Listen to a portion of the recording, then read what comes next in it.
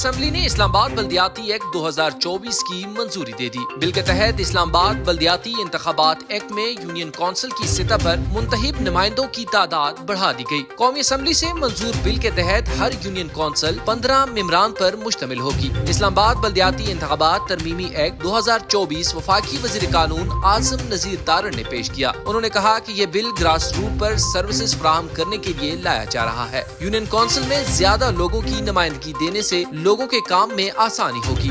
بل کے تحت union council chairman, vice chairman, 9 general ممبران کے علاوہ خاتون نوجوان، اقلیت اور ٹیکنوکریٹ یا مزدور ممبران پر مشتمل ہوگی۔ بل کے تحت چیئرمین اور وائس چیئرمین کا انتخاب براہ راست نہیں ہوگا۔ ہر یونین میں 9 جنرل ممبران کا براہ راست انتخاب کیا جائے گا۔ یونین کونسل سطح پر ووٹرز جنرل ممبران منتخب کریں گے۔ بل کے تحت ہر یونین کونسل سطح پر 9 منتخب جنرل ممبران خفیہ رائے شماری کے ذریعے خاتون، اقلیت، نوجوان اور ٹیکنوکریٹ یا مزدور کی نشست کے اراکین کا چناؤ کریں گے، جبکہ یونین کونسل کے منتخب جنرل ممبران اور محسوس نشستوں کے ارکان چیئرمین اور وائس چیئرمین کا انتخاب کریں گے۔